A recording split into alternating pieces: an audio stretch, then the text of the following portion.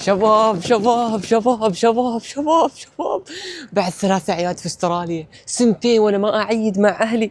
اليوم انا راجع بعيد عندهم، ولا متخيلين ان اهلي ما يعرفون، متخيلين اني بفاجئهم في ليله العيد، بدخل عليهم بقول لهم ها انا عندكم وبعيد عندكم. في شيء يحمس اكثر من كذا؟ في شيء احلى من كذا؟ يعني كل هذه الاشياء بتصير في الفلوج، وفي شيء بعد ثاني اللي هو بروح بالبزنس كلاس.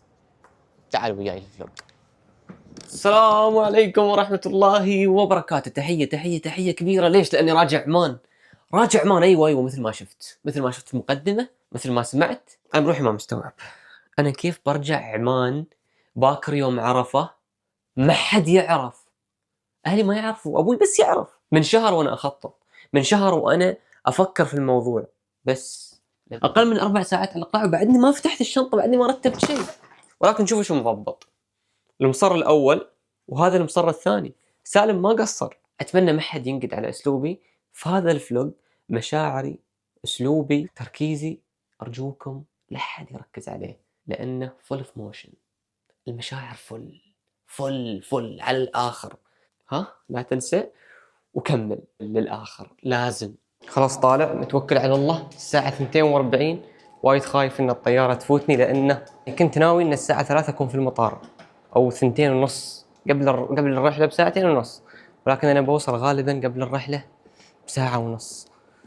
إن شاء الله تضبط الأمور وتتيسر. قاعدني ما مستوعب إني رايح البلاد. طبعا بعد شوية بيوصل الأوبر، إنزين هذا وهنا واصل، وأنا رايح المطار. رايح وين؟ رايح المطار. رايح وين؟ رايح عمان. سمعوني وين رايح؟ أنا ودي أصرخ وأخبر الكل من الفرحة، بس أنا صابر وساكت، وحتى أهلي ما مخبرنهم. Yeah, I'm recording a video because I'm going back home. I didn't tell my family. I will surprise them. My flight at 5. I don't know if I can catch. What do you think? It's okay? Yeah, we will be there in just 20 minutes. شباب صار شيء، يا الله ما متخيل اللي صار. تخيلوا شنطتي مال الظهر يوم رحت ابغى اسوي التشيك ان، استوعبت انه ما معاي. شباب استوعبت انه ما معاي شنطة الظهر، ناسنها في السيارة. تعرفوا وش فيها؟ فيها جوازي وفيها كل شيء. يا الله يا شباب، يا رب الحق. ما اعرف، انا تواصلت مع الاوبر وسويت اني لوست ايتم، بس ابشركم على طول اتصل لي وقال لي اني بي، بس يا رب ما يتاخر. يا الله متخيلين اني نسيت؟ سايق الاوبر وايد متعاون ومسلم واموره طيبه، لكني انا ما اعرف كيف نسيت الشنطه. زين اني استوعبت وتذكرت، لان فيها الجواز. كل شيء يهون لكن الجواز، يعني رحلتي ممكن تروح. انا اي سياره جالسه تطوف تو انتظر اترقب اي سياره، لانه بعد 1:30 ساعة تقلع الرحله. متخيلين؟ بعد 1:30 ساعة وبعد ساعة يسكروا البوابة، وأنا بعدني ما دخلت الشنطة. يا رب تنشحن. المشكلة ما أقدر أسوي أي إجراءات. It's okay bro. Just realized that. Give the content. Yeah. يقول لي حصلت محتوى. Thank you. No worries. See you. Thank you. باي باي. أنا وايد متحمس، أول مرة أجرب بزنس في حياتي. وايد اشياء اتحمس في الرحله. وايد شوف الناس صافين طابور، ان شاء الله يكون لي طابور خاص. يعني رحت هنا وشفتهم صافين طابور طويل، بس شفت ان اللي قدام البزنس 2 بس شخصين، فالامور سهالات، يعني اقدر اروح وانا مرتاح بدل لا اوقف طابور. تو اتصل لي السايق وقال لي لانك انت سويت بلاغ انك انت ضيعت شيء، فبيرسلوا لك الحين. قال لي يعني انا ضبطتك خلاص، يعني ما بتدفع، لان كان المفروض ادفع $20. قال لي انا اخوك وكذا وانت مسلم، يا اخي جزاك الله خير والله كفو. طبعا بما ان هذا الفلوج ما بس مفاجأة لأهلي وما بس العيد في عمان، هو أيضا تجربة للبزنس، فخلونا أخبركم أول ميزة اللي هي أنك تمر بسرعة. يعني ما تحت الطابور ولا تحت زحمة، فتخلص أمورك على السريع. طبعا يا الربع الإجراءات ولا أسهل، وطيران الاتحاد إن شاء الله. زين أول مرة أجرب طيران الاتحاد، بالعادة كله بالقطرية وإيكونومي طبعا. ان شاء الله انها تكون رحله حلوه. تخيل اني بشوف اهلي وما اعرف وش. سعاده طبعا، سعاده ما قادر اوصف لكم الشعور. الفلوج هذا والله 20 دقيقه، نص ساعه اللي يكون. انا بعبر عن شعوري يا اخوان. شباب لا تخلوني اصيح. طبعا يا الربع باقي الاجراءات كانت كلها نفس الشيء، يعني نفس الطابور، بس ماشي وايد زحمه. انزين الحين خلاص دخلنا وخلصنا كل شيء، باقي على الاقلاع 1:30 تقريبا، اقل بشويه. بنروح نشوف اللاونج اللي عندهم هنا، نتيلس فيه ونسولف ونصور. إميريتس لاونج شكلها الطيران الاماراتيه عندهم لاونج خاص. طبعا الطيران الاماراتي اذا ما خاب ظني اول شيء السنغافوريه ثم الامارات ثم القطريه، هم الافضل توب. هذا ذا اميريتس لاونج، وهذا ذا هاوس. طبعا ذا هاوس هو من ضمن الاتحاد. يلا ندخل. لا تحاتوا، اذا دخلتوا هنا بتحصلوا عندكم حمص، بتحصلوا بصل، بتحصلوا خبز حلو، بتحصلوا هنا سناكات، بتحصلوا هنا دي الاشياء. عندكم ذا. طبعا هو لانه ريوق فاتوقع عشان كذا حاطين كذا. لو عشاء كانوا بيحطوا لنا ندق في الخامس يمكن ما اعرف. شيء غرفة صلاة. واو، فيها بعد وضوء يعني على الاقل. دوك غرفة الصلاة دوك. يلا زين على الاقل. طبعا يا شباب من كثر ما اني متعود على هذه الاشياء وكذا دخلت بغسل ايدي وبدل لا احط صابون حطيت لوشن وتورطت.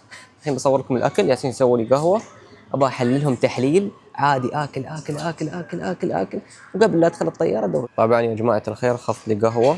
اوكي اعرف اني لازم انام في الطياره بس عندي وايد اشغال بعد نفس الشيء لازم اسويها في الطياره. هي 14 ساعه حرفيا لازم اخليها كلها مليانه فعاليات. لازم يعني حتى وانا في الطياره مشغول. ليش؟ لان درجه رجال الاعمال يعني لازم اسوي اعمال في الطياره، ما يصير اجلس كذا او ارقد. نسيت اخبركم ان احسن شيء سويته ان شال شنطتين، واحده كبيره وواحده صغيره. الصغيره خليتها داخل الكبيره وخليتهم كلهم في الشحن، وكان من الوزن 24 يعني. شال معي شنطه ظهر بس. خلاص 14 ساعه وبعدين انا وين؟ في ابو ظبي. بعدين في عمان.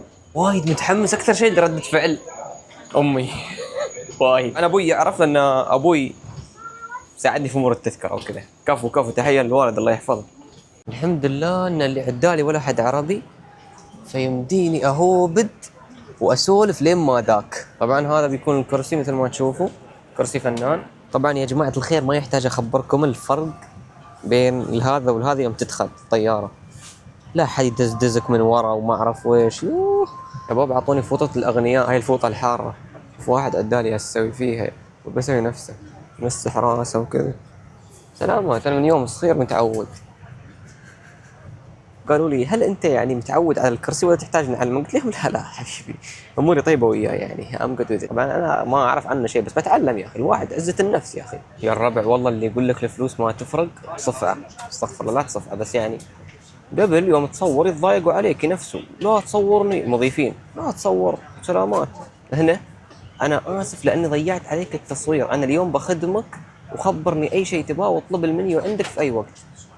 الاوبننج جوس ويلكم درينك اقدر اطلب في اي وقت. حلو. في عندكم مقبلات سلطه شوربه مقبلات تقليديه. عندكم الاطباق الرئيسيه في لحم بقري، في سالمون، في برياني دياي، في باستا، كمان مجموعه من الاجبان الاستراليه. والسويتات في كيكه تمر وتراميسو. احب التراميسو وفاكهه ومثلجات. طبعا هذه اللي بعيد فيهن الحلويات احللهن. حلو. خياي تجربة. اوكي. سبحان الذي سخر لنا هذا وما كنا له مقرنين وانا الى ربنا لمنقلبون. بسم الله توكلت على الله ولا حول ولا قوة الا بالله. ان شاء الله رحلة 14 ساعة. يبدو ان الطائرة اقلعت بس ما حسيت، او انها تو جالسة تقلع. نعم تو. الله يوصلنا بالسلامة ونشوف اهلنا واحنا بخير وصحة وعافية وهم بخير وصحة وعافية. من الاشياء اللي لازم اسويها الحين اني اكتب الاعمال اللي ابغى اسويها في الطيارة، لان حرفيا ترى عندي وايد اشغال. تو لاحظ ان ما عندي جامع. ليش ما عندي دريشة؟ اوكي هذه سلبية بسم الله.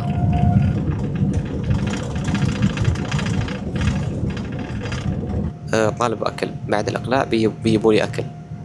هم اصروا يا اخي قالوا لي اطلب. طبعا يا شباب وصلت اول وجبة زين اللي هي مقبلات عربية. انا ما اعرف ليش طلبتها الحين الفجر. اول شيء باكل هذه سمبوسة لحم. ويا شباب اقدر اقول ان المقبلات تغسل الوجبات الرئيسية والأساسية في الدرجة السياحية أو الاقتصادية يعني. يا جماعة الخير شبكت الواي فاي. يا جماعة الخير كنت محاتي الصلاة إن كيف بعرف وقتها وكذا، بس أقدر أشوف تو من الجهاز برويكم. شوفوا طالع لي إنه بعد 8 دقائق صلاة الفجر ومكة المكرمة كذا قدام. قبل لا أصلي خلوني أرويكم الأشياء اللي أعطونا لها في بداية الرحلة. طبعا أعطونا هذه سوري على هذا بس مكتوب عليها البيت بيتك يعني. هذه بعد مكتوب عليها. هذه الشنطة الحلوة عندكم. هذا نخليه في العيون عشان ننام زين. سدادات إذن، فرشات أسنان هاند اند بادي لوشن وهاند هايدريتنج سبا يعني مترطب وكذا. يا سلام، هيدريتنج لب حق الشفايف، والله اشياء حق دلع يعني. دقيقة خلوني ارويكم اللي موجود في البيت بيتك. اوكي، فيها بيجامة. تتوقع راح البس البيجامة؟ يلا خلونا نبدل. يا سلام، بدلنا يا جماعة الخير. طبعا البنطلون ما راح البسه. ليش؟ لانه ما في خصوصية. هي ذي السلبية اللي كنت بخبركم عنها، واللي كنت احسب انه يعني انا بكون في مكان ومسكر كامل علي في هذا، بس هذا شكله في الفيرست كلاس. وفي بعض الطيارات في البزنس اتوقع القطرية وغيرها يعني، اللي هو كامل يكون مسكر، في نوع من الخصوصية، اقدر اصور على راحتي، فاهمين؟ واقدر اسوي وايد اشياء على راحتي. بس حاليا مكشوف، ما اقدر اسكره كامل للاسف الشديد. اهلا يا شباب، انا في دورة المياه. يعني صراحة توقعته اكبر يعني احس عادي يعني. شو الفرق بينه وبين العادي؟ ما ادري، في فرق. الحمد لله تمت الصلاة، الله يتقبل يا رب، الله يتقبل منا الصلاة. طبعا الحمد لله عندي مكان اوقف فيه، ووقفت وكذا وصليت. يقول لك بالطريقة اللي تقدر عليها، باقصى شيء تقدر عليه انك تأدى الصلاة، والله يتقبل يا رب. والحمد لله انها بس صلاة واحدة، صلاة الفجر، وبعدين بوصل هناك الظهر، رغم ان الرحلة طويلة. بس خبرتكم القصة. على العموم خلونا نسوي ذا الكرسي صغير، لانه خلاص يعني. شكرا لكم يا حبايبي، ايوه انتم، شكرا لكم على دعمكم في اخر مقطعين. حتى لو تشوفوها بسيطة، بس انا اشوفها وايد، لانكم قدرتوا التعب، لانكم دعمتوني. فانا ان شاء الله في كل فلوج بخلي الداعمين نفس كذا، لأن صدق ذا الشيء يعني لي وايد. فشكرا لكم. وأيضا شكرا لكل شخص يدعمني ولو بدعوة أو كلمة طيبة، فهذا الشيء يعني لي وايد. الله يسعدكم ويحفظكم، وإن شاء الله تكونوا دائما بخير ومبسوطين وسعيدين وياي في هذه الرحلات الجميلة. والله يحفظكم يا رب. بس والله هذا الشيء اللي حبيت أقوله من القلب إلى القلب. ما أعرف كم باقي صراحة. راحت أيام يوم أجلس أحسب الدقائق. المهم، يلا تصبحوا على خير. يا اخي نمت ساعتين وتو قمت اشوف المنيو، في خاطري ايس كريم. يلا نغير الوضعية. وصل يا جماعة الخير، وصل، هذا هو.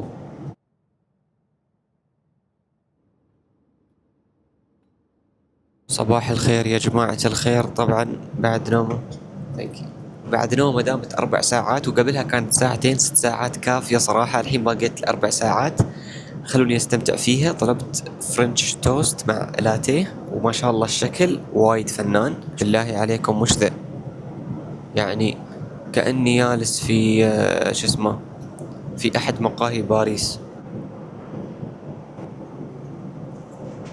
ما اعرف اذا صوتي يتسمع ولا لازم اكل المايك بعد. بس لذيذ يعني، هو بجوز الهند، وانا ما من محبين جوز الهند، ولكن لذيذ يعني. بس شباب عشان ما انسى، ترى اليوم عرفة، كلنا نعرف فضل يوم عرفة، كلنا نعرف ان صيامه يكفر السنة الماضية والسنة المقبلة، ولكن أنا بحكم اني مسافر وكذا فما صمت. هذا اليوم بعد عظيم جدا، وفضل الذكر فيه عظيم، والدعاء. لذلك انا احاول ان شاء الله استغله بالدعاء وكذا، والله يتقبل منا ومنكم صالح الاعمال. الخفيف مونتاج ان شاء الله.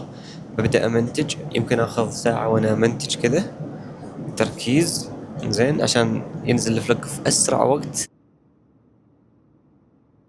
طلبت لي وجبة الرئيسية، اول وجبة رئيسية اطلبها، وباقي ساعتين ونوصل. بس شوفوا ما شاء الله يعني، شوف الوجبة كيف شكلها، يشهي.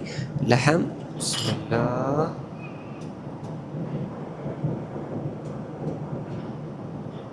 طبعا بما انه صار الصبح وتناولت الفطور والغداء وباقي نص ساعة ونوصل، فدخلت سويت رفرش وسويت معجون، والحين وقت ماي سكين كير. المهم طبعا اول شيء بالرش ذا عشان نرطب الوجه، فاهمين؟ وبعدين وش نسوي؟ هاند اند بودي لوشن. ليش لا تعود، طبعا متعود في حياتي ما اسوي يعني كذا في السنة مرة. وش بعد نسوي؟ بس يسدكم هذا السكين كير مالي. انا اليوم جاي اخبركم عن عطر بيعجبكم، جميل جدا. ما بس عطر، براند عطور، عنده 4 عطور وكل واحد احلى من الثاني وبدون مجامله. انا صار لي تو كم يوم اجربهن. اول شيء جربت الثبات يعني 10-12 ساعة أكثر. ثبات ممتاز يعتبر صراحة من بداية اليوم لنهايته تقريبا. زين، واليوم جايب معي الطيارة هذا العطر كارثيج، هذا العطر من براند نوت لاب. يا أخوان شو الريحة، شو الثبات، شوفوا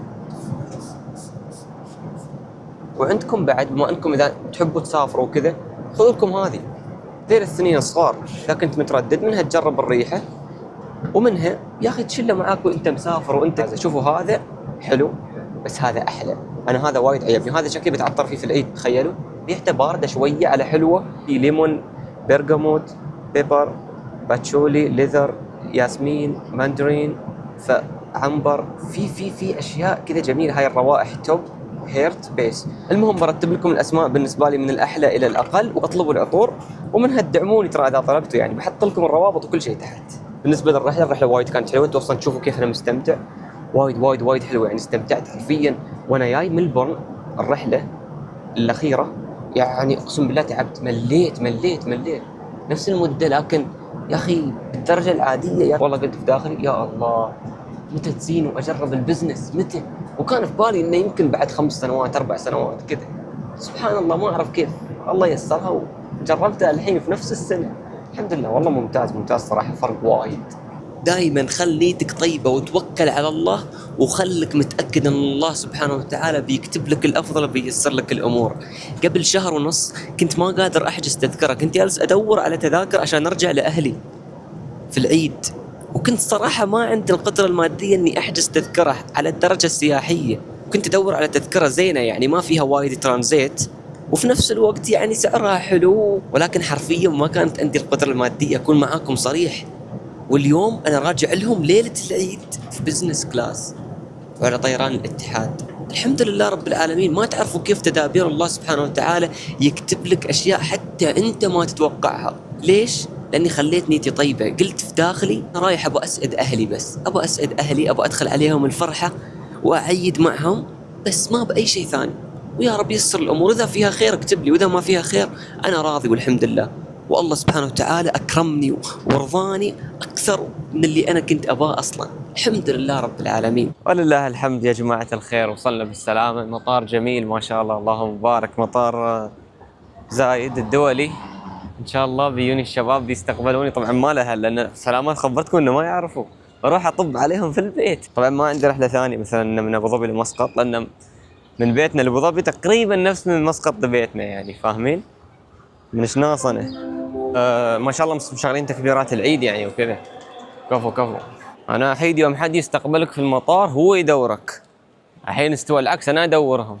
منخشين ورا وانا طايف قدام. يوه تعال الناس يتحاضنوا كذا شيء، هم يشردوا. انت بديت تصوير ما بصور او يشردوا او الحين حياك او حنونه وين؟ انا رجعت هنا يو شباب انت وين؟ ها بثبت الكاميرا وانت خلي عمرك كذا خبيث زين، بي انا من ورا بحثنا. كم؟ والله ما اقدر. كيف ما تقدر؟ معي وعان صيام يو يا شباب الحين يمكن 4 ساعات من يوم كنت مصور لكم في المطار زين، ونحاول نضيع وقت يعني بقدر الامكان عشان نوصل هناك المغرب كذا. انا ما ابغى اصور لكم، انا اعرفكم ما تبوا تشوفوا الشباب، تبوا تشوفوا رد فعل اهلي، تبوا تشوفوا شو بيسووا اخوان، يعني هل بينصدموا، هل بيصيحوا، هل بيقولوا كذاب، لا ما انت يمكن يعني. والشباب بيسووا لي مفاجأة، يعني هم ما مخبريني بس قالوا لي انهم يسووا العاب نارية فترقبوا. حاليا احنا دخلنا ارض السلطنة يعني. طبعا السواق مالنا لا والله ما قصر يا اخي، تو ما اعرف ليش هو راكب قدام وانا اكبر منه يعني بسنة، بس يلا ايش ذاك غيرها. احنا واقفين برا، علي ومحمد جالسين يضبطوا شيء الالعاب النارية، اهلي ما في البيت، جالسين نحاول في ابوي انه يعني يخليهم يرجعوا بدون ما يحسوا انه في شيء، لانهم متعودين يفطروا في بيت يدي الله يرحمه، ف اباهم يرجعوا البيت ونسوي طريقة انهم يطلعوا، وافاجئهم انا فجأة اني انا برا. وايد صعب ترى انها تضبط المفاجأة وايد.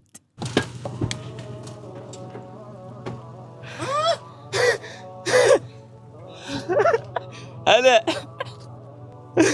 لا تصيح تعالوا زي حضني. العيد وياكم اليوم.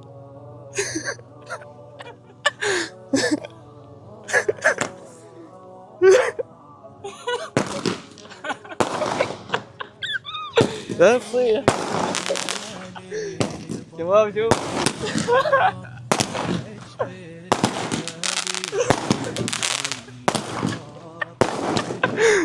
والله صح شباب والله صاحوا مجنون يا مجنون ليش يا شباب لا تصيح والله موجود خلاص شباب والله الكل يعني هلا والله يا عيوي ده مخبر اتخبر ما من خبره شباب ما من خبر ابوي ان انا بي خلونا نروح نسلم على ابوي صور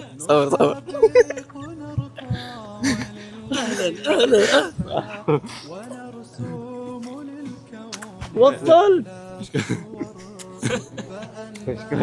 حياك الحمد لله على السلامة. يلا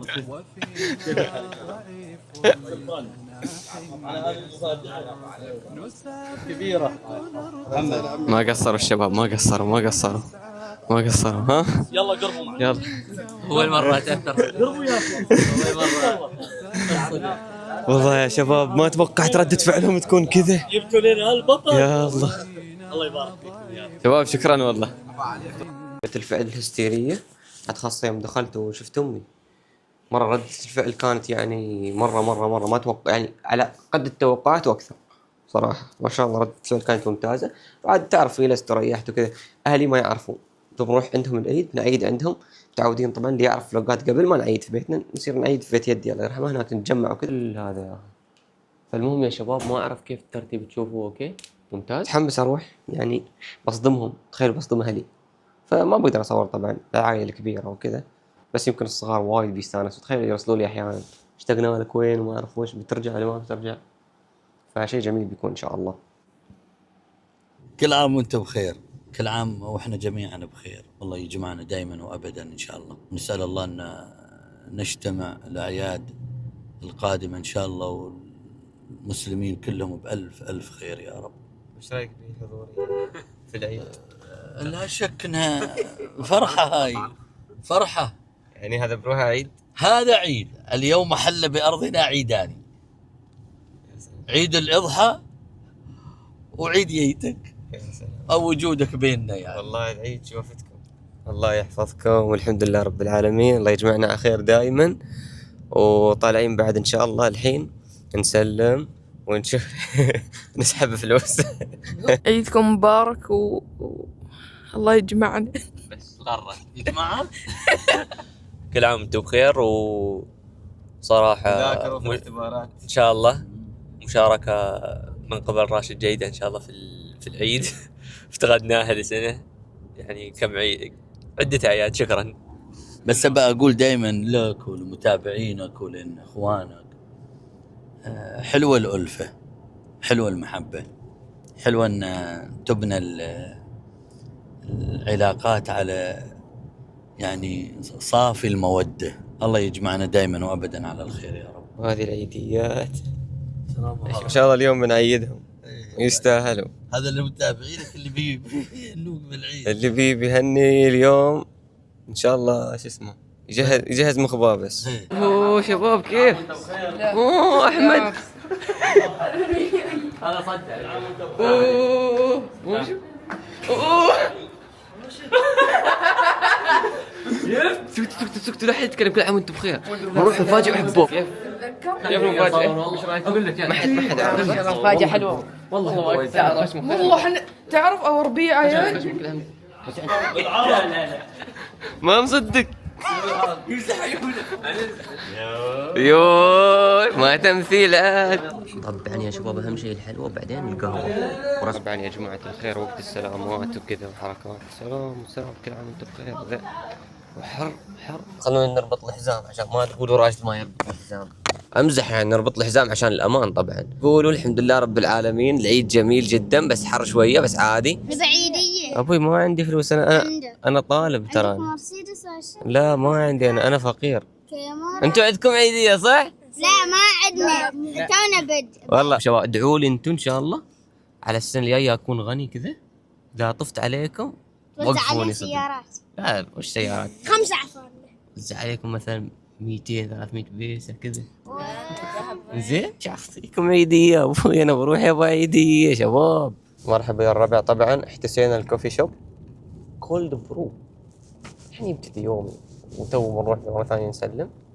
طبعا ما ارويكم اسم الكوفي، اذا يبوا يعلنوا يتواصلوا معانا. انا ليش ما سويت فلوق منفصل؟ لاني اعرف ما بصور شيء واعرف انه ما في شيء، فاهمين؟ فيعني بس بنصور تو بنروح شويه بس مقتطفات وكذا وبس. الغداء يمكن حتى ما اصوره ولا يمكن وباكر بصور لكم الشو العماني لانه اكله هذا وبس. ما في شيء يعني، تعرفوا الجو عائله وكذا يعني. انا تعال يما العافيه يا ابوي. لا ما بالعافيه، كيف العافيه؟ تعال تمت المفاجاه الثانيه بنجاح. يم السلام، الحين وقت صلاه الجمعه لازم اروح. يا مرحبا يا جماعة الخير. طبعا بعد صلاة الجمعة الحمد لله تقريبا سلمنا على الكل، حتى في المسجد لقينا وايدين، رغم انه ما مصلي في المسجد اللي في المنطقة اللي اسكن فيها، الا انه ما شاء الله تبارك الرحمن والله العظيم شعور. طبعا الحين احنا ممكن نتأخر عن الغداء، ممكن يروح علينا الغداء، وواحدة من الاشياء الاساسية الوايد حلوة في العيد واللي نفتقدها هي الاكل. ترى على فكرة الاكل والفوالة والحلوى ودي الاشياء كلها، بس اليوم انا ما مهتم لذي الاشياء كثر ما جالس احس كذا بشعور اللي هو فرحان اني اشوف اهلي، فرحان اني اشوفهم فرحانين لان شايفيني. ذا بروحه شعور، والصدمه اللي انصدموها وكذا. اليايه هذه تستحق التعب، تستحق التذكره، تستحق كل شيء، تستحق والله. ما في ترى اغلى واحلى من نعمه الاهل يا جماعه الخير. اعرف في ناس ما يحبوا يزوروا اهلهم، ما يحبوا يطلعوا مع اهلهم، الطلعات التجمعات العائليه هذه يكرهوها لعده اسباب يعني، مهما كان يعني في النهايه اهلك، على الأقل صلة الرحم واجبة عليك. وبالعكس والله الأهل نعمة، فالله يحفظهم ويحفظكم ويحفظ لكم أهلكم ومن تحبوهم، وكل عام وأنتوا وهم بخير ورايحين نتغدى إن شاء الله وبس. والله دامت أعيادكم شباب. صباح ثاني يوم عيد. طبعا اليوم يوم الشواء العماني المشوي، نروح ناكل الحين إن شاء الله. طبعا خلاص ما بصور لكم شيء حرفيا ترى يعني، خلاص خاتمين الفلوق. الله يسعدكم ويبارك فيكم يعني. وايد سولفت. تعرفون متى اصور؟ من تاريخ كم كان؟ تاريخ 5/6، اليوم كم؟ 7/6، فتو ماتش يعني صراحه.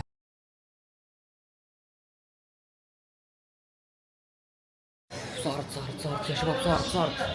نشوفكم العيد القادم، لا قبل ان شاء الله فلوقات ثانيه. جانب من فعاليات العيد يعني، جانب من فعاليات العيد طبعا برعاية كوفي بلس. منورين الشباب طبعا بالعرب، على رأسهم مايد اخوي محمد حسن، عبد الله عبيد، شيل راشد، احمد جمعة، ما حد يعرف. يا الله. ثانك يو راشد. سير ذاكر وراك اختبارات 12 كلهم عليهم اختبارات، وبالتوفيق للجميع. زين الا انت جامع خلاص عرفنا. زين